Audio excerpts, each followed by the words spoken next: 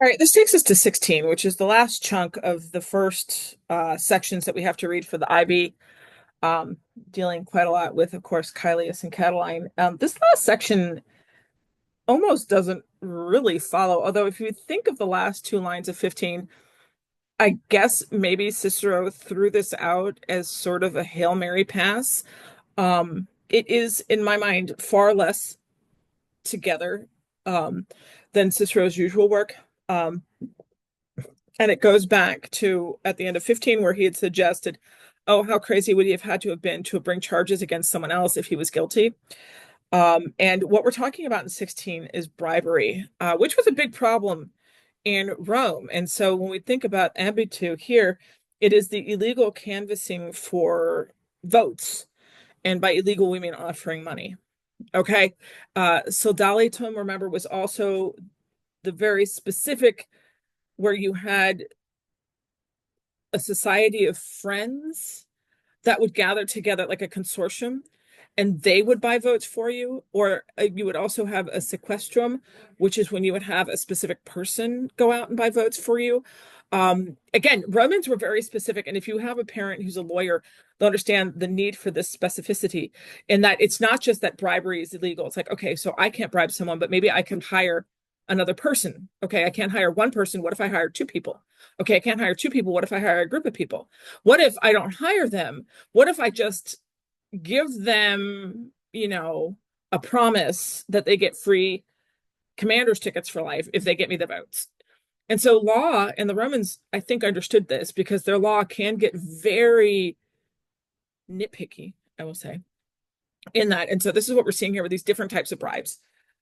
And this is against some weird charge that Caelius must have had about taking or giving bribes for votes. And I think the idea here is that Caelius was bribing people for Catiline in order to get Catiline the consulship.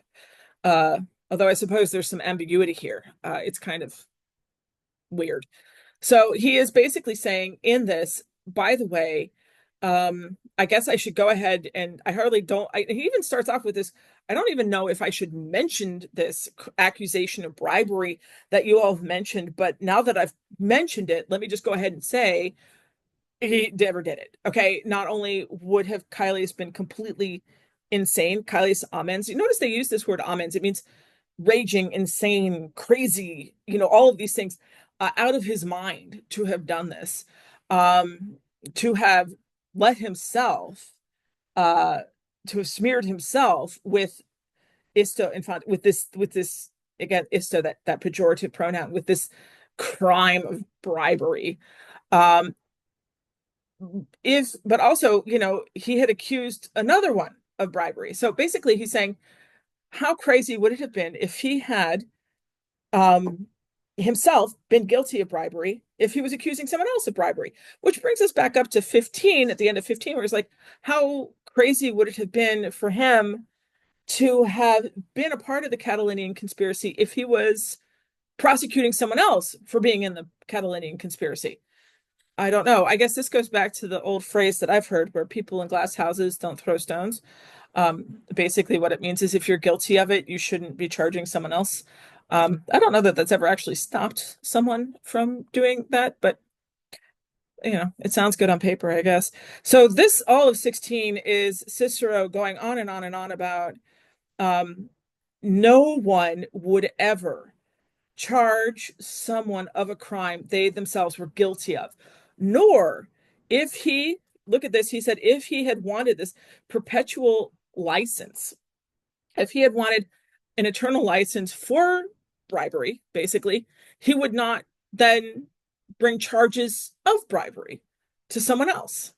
Um, because then it would make it more noticeable, I guess. I'm not really sure where Cicero is going with that.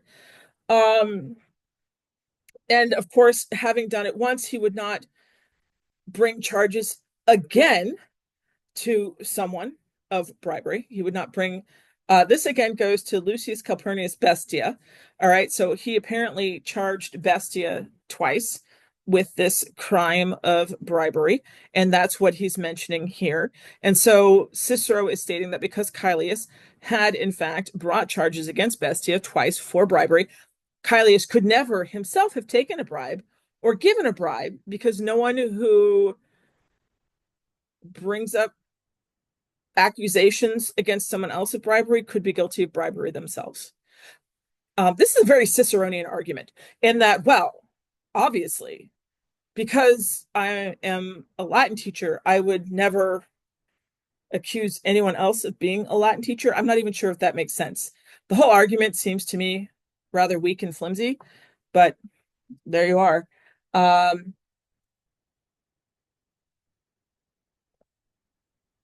Cicero also mentions at the end here that I told him not to bring up these charges. I told him that it was a terrible idea, but he went ahead and did it anyway. So it would seem to me that only an innocent man would bring up these charges of bribery again, without fear for himself, if it would only work if he was innocent, not if he was guilty. Again, 16 doesn't really follow with the rest of the Catalinian conspiracy, unless, again, we're talking about Caelius perhaps giving out bribes for Catiline, which could be. And again, we are mentioning that Caelius had been an active prosecutor against these other people who had been charged with the crimes of bribery. Notice ambitious here, the alliterate or the anaphora of that. Try to think of other things that are sort of, I'm not seeing a lot. You got a lot of, no. This argument is kind of weak and all over the place, not gonna lie. But as a wrap up, as a summation, as it ends this section, I suppose it's sort of like the last little icing on the cake. And oh, by the way, he never took a bribe, because that's crazy. It's almost like he's so mad and so riled up, he's just spewing out that last thing, which again sort of overlaps with 15 a little bit. By the way, he would never bring accusations against someone who had done these things if he himself had done these things. And oh, by the way, I don't even know if I should mention it, but I'm just going to go ahead and say he never took a bribe. And let me tell you why he didn't take a bribe.